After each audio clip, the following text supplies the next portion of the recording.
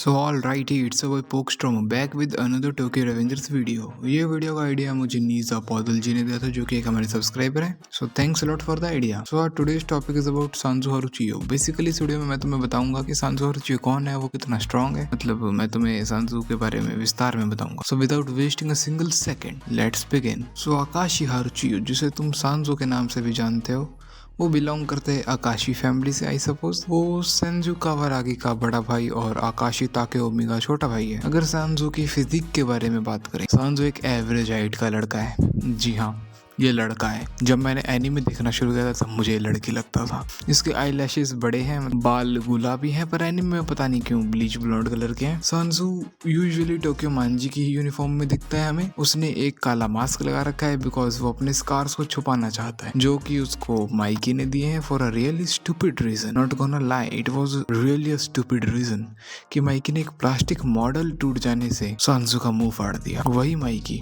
जो अपने दोस्तों के लिए जान तक दे सकता है, वो एक प्लास्टिक मॉडल के लिए सांजू का मुंह फाड़ दिया। I am really disappointed. Ken Wakui मे भी आने वाले चैप्टर्स में कुछ अच्छा दिखाएं ये लोग। इन फ्यूचर सांजू मास्क लगाना भी छोड़ दिया था। वो बहुत ज्यादा आउटरवर्ट हो गया था and kind of mentally unstable भी, क्योंकि हम कई सीन्स में उसे साफ रूप से ड्रग्स लेते हुए देख सकते हैं। उसके राइट फोरआर्म पे बॉर्न 10 का टैटू है। सो अब बात करते हैं कि उसकी क्या पोजीशन थी तोमान या फिर टोक्यो मांजी गैंग में। Sanzu former 5th division vice leader था तोमान का, अंडर याशुहिरो मोटो एके मूचो। उसी ने सांजू को मास्क दिया था पहनने के लिए। सांजू मूचो को अपना बड़ा भाई मानता था। सांजू बहुत ज्यादा लॉयल है माइकी को लेकर, तो बहुत ही ज्यादा। इसका अंदाजा आप इस चीज से लगा सकते हैं कि मूचो ने तोमन को छोड़कर जब तेंजू को ज्वाइन करी थी, तो उसने मूचो को आधा आधा काट दिया था कटाना से, ये बोलकर कि उसने बिट्रे किया है माइकी को।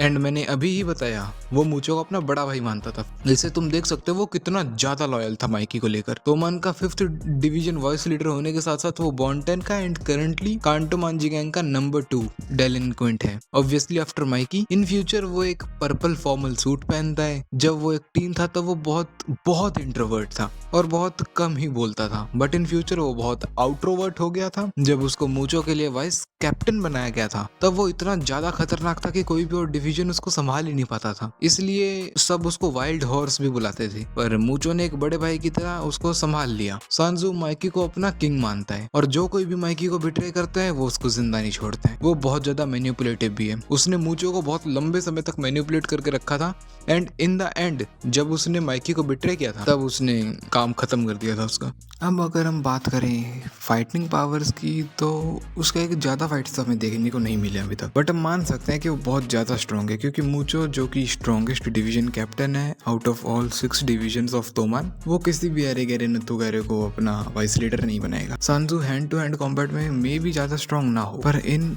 Weapon combat no one is at his level. उसको गन चलाने उतना अच्छे से नहीं आता है, हम देख चुके हैं बॉन्टेन आर्क में। ना ही उसको गन में इंटरेस्ट है, बट वो कटाना चलाने में एक्सपर्ट है। वो कटाना का यूज करके साउथ टेरेनो को भी हरा सकता था।